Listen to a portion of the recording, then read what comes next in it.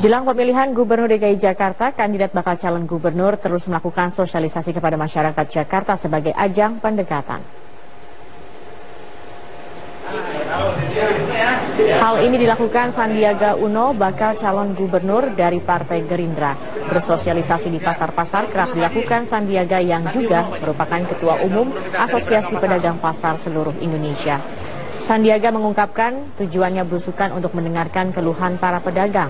Dalam kunjungannya ini, Asosiasi Pedagang Pasar Wilayah Jakarta Timur juga menyampaikan deklarasi dukungan kepada Sandiaga Uno untuk maju sebagai calon gubernur DKI Jakarta pada 2017 mendatang.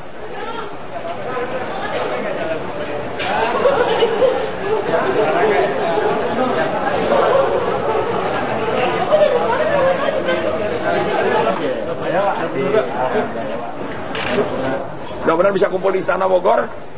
Sementara itu, kandidat bakal calon gubernur yang lain, Adi Aksa Daud, menegaskan dirinya akan tetap maju menjadi bakal calon gubernur DKI Jakarta melalui jalur independen.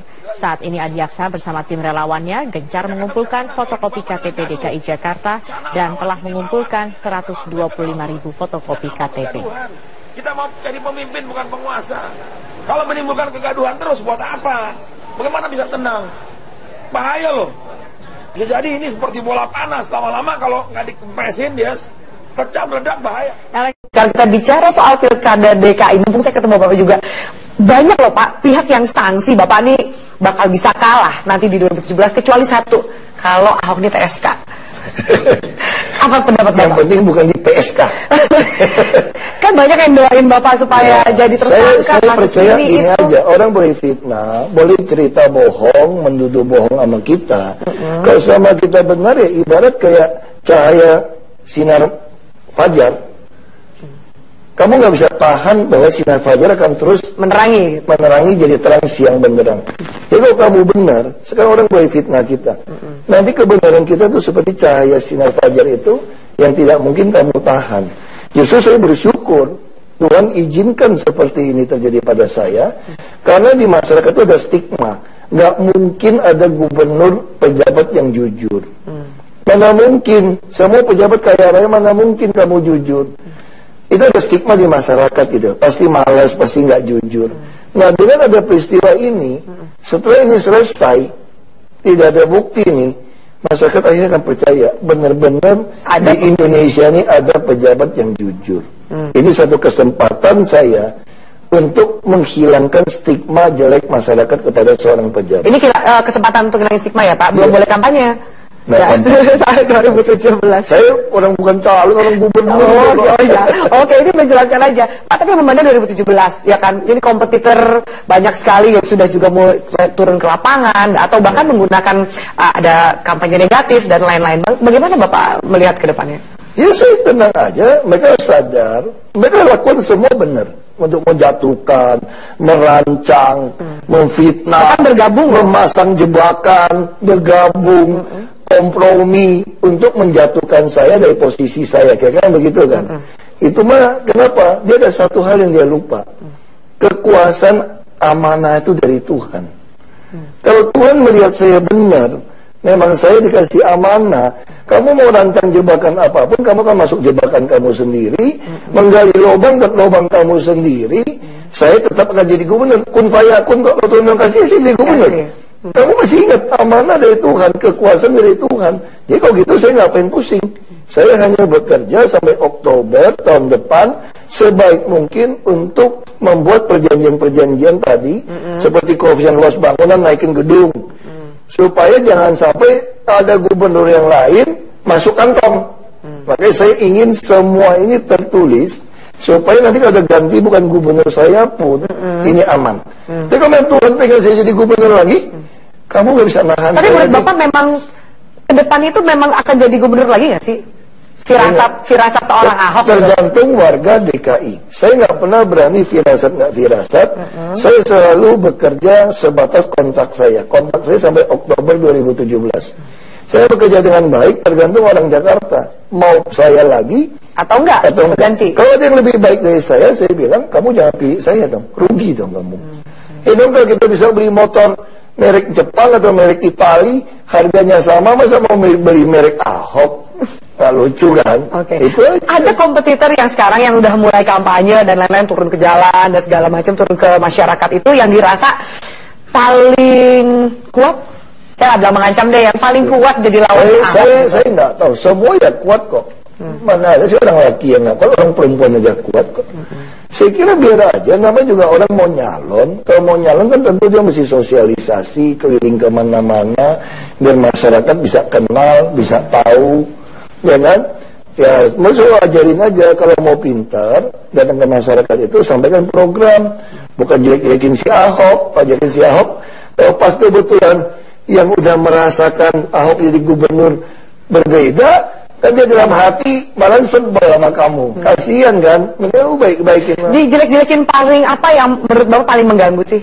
Aku sih biasa aja. Aku selalu bersyukur karena aku percaya kamu mengutuki saya pun Tuhan akan ubah untuk memberkati saya. Doa orang banyak akan memberkati saya.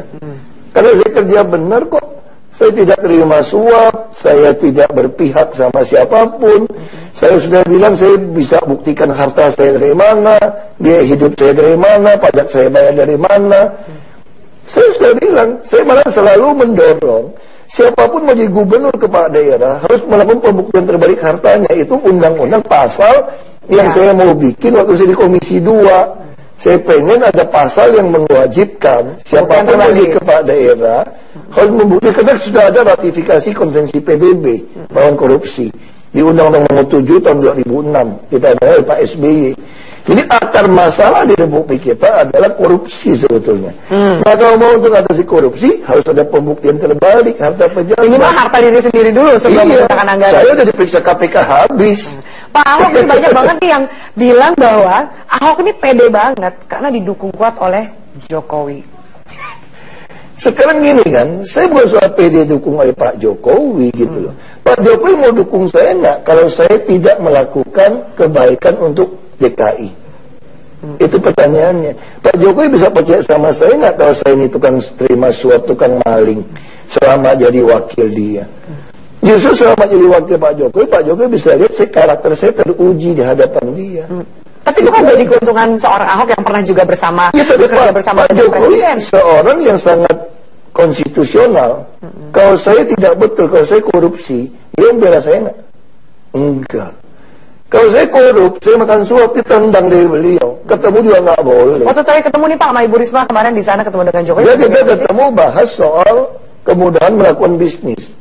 Pak Jokowi hanya mengatakan akan datang ke Jakarta Surabaya melihat apa yang sudah kami lakukan. Ya kan? Kalau Bu Risma melakukan ada notifikasi ke handphonenya, izin mana yang terlambat. Kalau saya nggak pakai notifikasi. Kalau ada izin yang terlambat, ada laporan orang dari masyarakat, izinnya dilambat-lambatin, dimain-mainin, langsung saya pecat. Itu aja bedanya. Nggak ada ting-ting deh, kok pecat aja lah, pusing amat. Pas kemudian ketemu sama Ibu Risma di istana kan juga tahu itu sebelahan. Ngobrolin soal Pilkada DKI nggak sih, nama Ibu Risma juga masuk kandidat, katanya mungkin akan masuk ke sibuk baca. Aku colek beberapa kali ngobrol juga sibuk siapin bahan. Untuk laporan ke Presiden. Nah, waktu itu mau presentasi dari Presiden. Jadi nggak ada omongan itu? Nggak ada. Oke, tapi kalau misalnya Ibu Risma misalnya maju nih kan juga dukungannya. Ya bagus dong, kalau Ibu Risma maju juga bagus. Sehingga orang Jakarta punya pilihan. Mau pilih Bu Risma dengan hasil yang ada di Surabaya atau pilih Ahok dengan hasil di Jakarta, kan bisa bandingin sama-sama kepala daerah, orang bisa bandingin dong. Sungai Surabaya bersih nggak, sungai di Jakarta bersih nggak, terus nanganin kewajibannya gimana, karyawannya gimana, itu aja. Tapi kan ada beberapa kesaingan berat Ahok nanti di 2017 ini didukung oleh kekuatan partai, kekuatan politik. Ini Ahok yang bandel, nggak mau majunya lewat jalur independen. Saya bukan soal bandel mau maju independen. Ini ada kepercayaan anak-anak muda, teman Ahok, yang begitu khawatir saya tidak dicalonkan oleh partai. Walaupun ternyata kemudian partai mau calon saya, tapi anak-anak muda punya kepercayaan kalau dia nggak ngumpulin KTP, nggak ada partai yang mau ngajak saya. Karena saya sudah berantem sama semua DPRD, itu ada di benak mereka anak-anak muda. Sekarang tiba-tiba dia bisa kumpulin KTP, terus kalau saya tinggal, Yang paling berharga hidup di sebuah negara adalah kepercayaan. Unsur terpenting negara adalah kepercayaan. Meskipun politik itu juga kayak bola, bisa saja berubah apapun segala macam, mungkin nggak jelas 2017 tetap bersama relawan, tapi juga bergabung dengan partai. Kan sudah ada 2 partai yang bergabung dengan saya, Nasdem dan Oke, yang kedepannya Pak, itu kan mengusung. Iya. Kedepannya kita itu nggak mungkin gabung karena pendaftaran independen itu 1 bulan di muka daripada partai.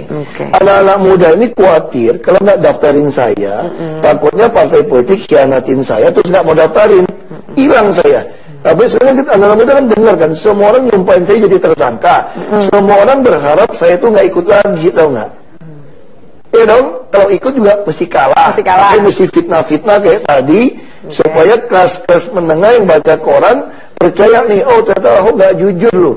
Ternyata dia barter izin 15% dihilangin tuker sama 200 miliar gitu.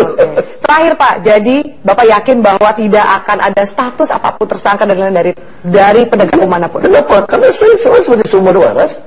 Saya justru bilang kalau paling aman bawa ke pengadilan supaya semua orang bisa dengar apa yang terjadi, tuduhannya apa, BAP-nya apa.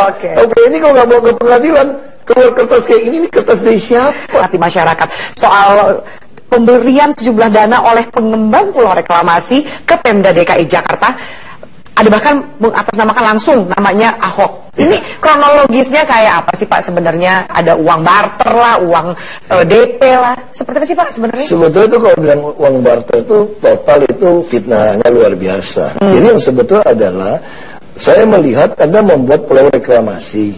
Tentu kan pegawainya tidak mungkin tinggal di situ. Nah, saya tambahkan kewajiban tambahan yang 15% yang sempat mau diubah 5% itu sebetulnya.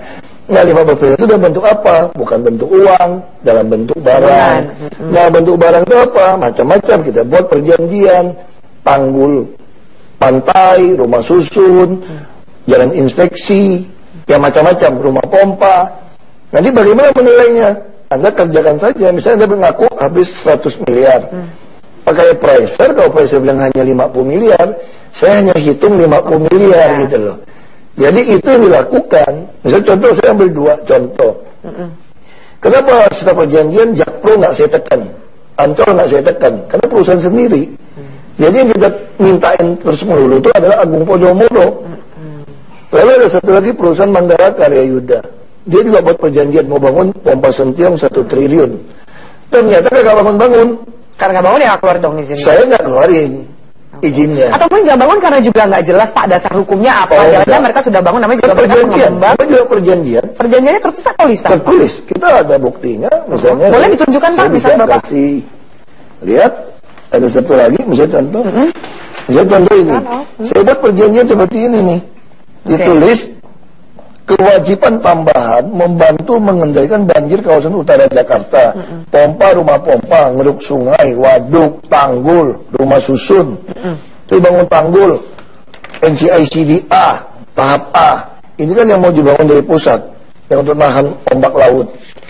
Lalu, tadi bagaimana? Jadi sambil menunggu perpanjangan izin, dia harus mulai dulu, saya bilang. Kalau kamu mulai, gue gak kasih izin. Mulainya harus berapa persentase? Ya minimal kamu udah ada kontrak, kita sodorin aja terus, kerjain terus. Dia mulai bangun. Yang setuju nih mana Pak? Dengan yang setuju cuma Podomoro Group sama BUMD kami. Nah ada satu lagi yang setuju, yang sama Pak Sujono, dia setuju nih. Rumah pompa Sentiong Ancol. Gede pompa tuh 110 kubik per detik. Sampai hari ini dia minta saya keluarkan izin. Saya bilang nggak bisa. Karena ini masih lama bangunnya. Minimal kamu lelang dulu deh sama kontraktor. Biar saya tahu kamu serius sudah mau mulai. Sampai hari ini kagak tunjuk kontraktor. Jadi maka yang ini Pulau L sama M, saya nggak sambung. Karena tidak mengerjakan itu. Komitmen. Tapi kalau yang ini kan dia komitmen bangunin Rusun dan Mogot, Muara Baru, termasuk jalan inspeksi.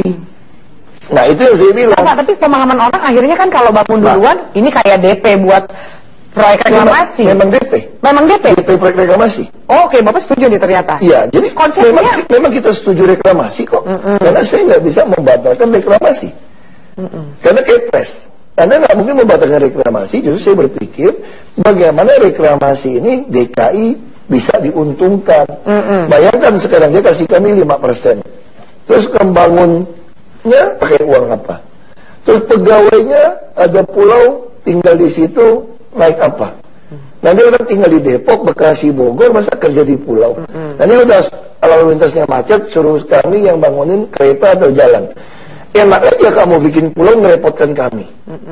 Harusnya Anda kalau bikin pulau tidak merepotkan kami dan memberikan kontribusi tambahan kepada kami. Nah itulah yang 15% yang jadi masalah. Yang mau dihilangkan 5%. Yang saya ada tulis, ambil ya. Yang saya tulis draftnya itu dibilangin tambahan kontribusi justru mau ngambil 5%. Kalau ada 15% kok, pasal 5% hilangin, bayar kerjaan ini semua pakai 5%. Namanya saya jual tanah saya dong. Kalau saya jual tanah saya di pulau, enak aja. 20 tahun pulau Anda jadi, tanahnya tambah mahal, kerjaan pompa tambah murah. Saya nggak mau tanah ya tanah, nggak usah campur adukan. Jual. Ini tanah dapat, 15% dapat. Pak, kebetulan Bapak ngomongin 15%. Jadi misalnya ada pengembang yang oke, Bapak bilang, Bapak setuju ya, ini bilangnya DP untuk proyek reklamasi, mengerjakan, mengganggu 15% itu. Kemarin kan ada ribut nih antara 5%, 15%. Makanya kenapa? Gimana? Ada pengurangan kan ada 15%? Enggak. Makanya saya bilang kenapa saya ngotot, saya tulis gila kalau seperti ini bisa pidana korupsi. Sekarang bayangkan, kita udah dapat 5% tanah plus 15% NJOP. Anda mau hilangkan 15% NJOP, ambil 5% tanah buat bayarin kerjaan pompa. Itu kan namanya korupsi dong. Yang gila nih, Bapak bilang gila siapa? Saya waktu ini datangin katanya dari oknum pimpinan Dewan akan mengatakan dia menawarkan ini. Makanya saya langsung tulis gila, kasih tahu dia. Ini saya yang tulis gila. Oh, gitu. Karena Sekda udah datang, ini apaan nih gubernur, kata tulis gila sama saya. Bukan Pak, ini bukan gila Pak, maksud gubernur itu bila. Gila, mirip-mirip sih Pak. Tapi mana ada bahasa Indonesia bila dan kalau. Jadi konsep gila nih ya? Iya dan gila. Emang gila nih. Gila. Namanya kan gila kan. Nah sekarang saya tanya, orang bilang barter. Saya dapat bangun rusun macam-macam itu barter izin. Bodoh sekali Pemda DKI. Izin itu kalau kita kontribusi 2 juta saja ke 250 hektar itu 5 triliun loh. Kalau kita kali 15% itu bisa 10 triliun lebih. Nah terus ya ada fitnah, saya ada satu kertas juga tuh. Saya mesti jelasin juga. Ini Bapak sekali klarifikasi banyak fitnah nih kayaknya. Ya, misalnya contoh kan, saya lihat di koran saya print keluar nih, koran berita utama. Dia bilang apa? Daftar kontribusi tambahan bukan CSR yang telah diterima Gubernur Basuki Cahayapurnama Ahok dari Agung Podomoro Land. Soalnya saya nih, 1, Rusunawa dan Mogot. Ya. Kontrak 92 miliar, sudah dibayar 84 miliar, sisa 7 miliar. Emangnya aku kontraktor? Makanya saya juga bingung. Harusnya ini catatan Agung Podomoro dengan kontraktornya. Tapi di presiden sekarang belum cuma muncul lagi bawahnya. Ini bawahnya ada Kalijodo penertiban Kalijodo 6 miliar. Saya terima. Kalau ini penertiban Kalijodo 6 miliar saya terima. Sejak kapan ada perjanjian penertiban pakai duit kontribusi tambahan? Bisa nggak di appraiser penertiban Kalijodo rata dengan tanah? Nggak bisa. Pak, sorry, Bapak bilang bukan CSR. Jadi kalau misalnya nih pengembang melakukan DP yang bilang mengerjakan rusun apa segala macam, itu hitungnya CSR bagi perusahaan atau bukan? Enggak, kewajiban. Kewajiban ya. 15% dari NJOP tanah yang dia jual. Jadi mereka nggak bisa klaim itu sebagai bagian dari tanah CSR. Kamu makin lama kamu bangun pulau itu, makin lama kamu jual, hutangmu tambah besar. Kenapa? Karena 15% NJOP-nya naik terus. Makanya saya tidak mau kalau tidak gunakan rumus NJOP. Kalau cuma ngomong 1 juta kasih kami, 2 juta, bahaya. Nah ini udah 20 tahun, 1-2 juta itu kecil. Tapi kalau karena harga tanahnya naik. Iya, makanya saya bilang orang membuat fitnah ini, dia sebenarnya fitnahnya kurang cerdas. Kenapa kurang cerdas? Karena? 1 kolom, kan dia tuduh ini nih. Berarti saya terima sekian nih, berapa nih? Kontrak, berarti saudara kontrak saya. Pribadi ya? Itu pribadi dengan Podomoro untuk menurunkan kontribusi hilangkan 15% sebesar 392 miliar. Bodoh sekali itu nilai 10 triliun kok. Kalau saya mau tukar-tukaran minimal 5 triliun dong. 50-50 dong. Pak Ahok, ini kan ada yang tadi Anda tampilkan ke pemirsa kita ya. Ini ada soal penertiban Kalijodo, ya, angkanya nih 6 miliar sudah dibayarkan. Nah, Pak, saya mau konfirmasi, barter ini kan angkanya termasuk hitungan barter. Barter ini terkuat dari BAP tersangka, Pak, di PT Agung Podomoro, Arisman Wijaya, 6 miliar atas permintaan Ahok. Katanya bahkan ada memo yang ditemukan oleh penyidik KPK, permintaannya dari Bapak. Oke, pertama, waktu saya dipanggil KPK tidak pernah menanyakan itu. Waktu Selasa kemarin dipanggil nggak ada pertanyaan tidak ada pertanyaan itu. Memang ada memo coretan, bukan memo, itu di atas kertas proyek kerja. Jadi kalau kita pemerintah kan ada hitungan teknis. Nah, saya nggak mau keluar duit, ini dari mereka. Jadi mereka sodorkan naik kepada saya, Pak, setuju nggak kita membuat jalan inspeksi di sini? Kalau ada Bapak coret-coret tangan dong. Coret-coret tangan supaya apa? Supaya nanti kalau udah selesai kerja, kan masih serah terima. Nah, si coret tangan saya tulis sesuai aturan. Kenapa? Setelah jadi, yang nilai kerjanya appraiser, bukan harganya dia loh. Nah, ini saya nggak tahu sama kontraktor kenapa masih ditahan sisa 173 miliar. Jangan-jangan dia takut begitu di appraiser lebih murah. Kalau lebih murah pasti mungkin Podomoro nggak mau bayar kontraktornya karena hasil appraisernya lebih murah. Nah, yang saya bingung, Kalijodo ini nggak ditanyakan kenapa ada di tulisan 6 miliar Kalijodo. Kalau Kalijodo, penertiban Kalijodo itu tidak bisa masuk ke dalam kontribusi kewajiban. Dan ini kan disebut kontribusi tambahan. Ya, bukan CSR. Bukan CSR. Jadi 6 miliar ini nggak boleh CSR juga. Jadi gimana mau pricer penertiban 6 miliar? Nggak bisa. Makanya saya juga bingung. Saya yakin saya sudah ketemu KPK dipanggil 2 kali, kasus sumber waras dan kasus reklamasi. Saya lihat mereka tuh profesional sekali, nanya segala macam gitu loh. Tidak ada keluarkan kertas ini sama sekali. Makanya saya juga bingung kok bisa keluar di media soal ini. Dan lebih gawatnya lagi, seolah-olah Ahok ini kontraktor yang ngerjain Kali Ciliwung, ngerjain Mukofat. Udah terendus belum sih ini datangnya dari mana kalau misalnya Bapak tahu? Saya cuma lihat berita. Saya itu koran masuk berita, saya nggak tahu. Karena koran itu menulis dia mendapat ini dari informan penyidik KPK. Tapi Pak, kalau kita lihat ini kan Arisman ini kan birut loh Pak. Mungkin juga nggak sembarangan ngomong. Betul. Sekarang masalahnya, kita ada nggak berita acara yang mengatakan birut itu ngomong? Kalau kita ditanya KPK, harusnya KPK manggil saya untuk klarifikasi kan. Ini ada BAP saya dengan Arisman, menyatakan dia kasih Anda 6 miliar. Nggak ada. Itu yang saya bingung. Nah, sekarang yang mengatakan, sekarang saya tanya nih, kamu dapat tulisan ini BAP. Banyak koran semua hari ini juga nggak soal itu kan? Itu yang saya bilang. Makanya saya bilang, bisa nggak keluar BAP dari KPK? Ya kan? Itu saya tanya. Makanya saya juga bingung. Kok KPK bisa bocor tersangka? Kalau dia belum tersangka, itu kopinya mana? Pas sekali saya klarifikasi, benar nggak Podomoro itu juga kasih 200 miliar? Ini yang dibilang bukan 200 miliar. Dia udah menyerahkan 200 miliar. Kalau 200 miliar kasih ke saya mau nyimpan di mana? Perusahaan cangkang mungkin Pak? Karena mungkin titip sama kamu ya kan ya. Makanya saya tanya ini. Sekarang ini barang diserahkan nggak ke DKI? Oke. Nah, saya kasih contoh ya. Kalau dikasih ke pribadi saya, bisa nggak di berita acara serah terima serahkan ke DKI? Oke. Jadi semua pekerjaan ini diserahkan ke DKI loh, ada BAST loh. Dan dia menggunakan appraiser dari Doris Siregar dan penilaian bangunan Rusunawa Jalan Muara Baru 4 tower. Jadi nilai yang kami masukkan dalam buku di DKI sesuai dengan penilaian appraiser. Jadi sekarang, kalau kamu udah lihat ada bukti ini, menerima rusun tadi ya, ini ada rusun kan, yang di tadi ada rusun. Artinya apa? Ini, judul ini, harusnya kontribusi tambahan kepada Ahok atau kepada Pemda DKI. Kalau kepada Ahok, berarti Ahok dong yang membangun rusun dan Mogot.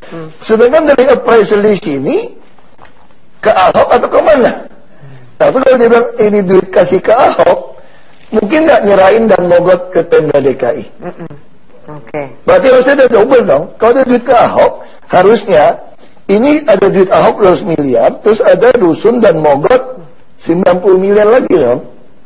Oke, Pak ini kan tarik ulurnya soal 5%, 15% bangun di awal segala macam itu, boleh saya tahu nggak sih alotnya diskusi sama ya, pengembang itu sebetulnya kayak begini, gimana sih, Pak? kita sejak banjir awal 2013, sebetulnya kita sudah ketemu pengembang. Kalian kan mau bangun pulau, bantu dong kami mengatasi banjir di daratan, kasih kontribusi tambahan. Waktu itu pengembang bilang, gimana kalau 1 juta per meter?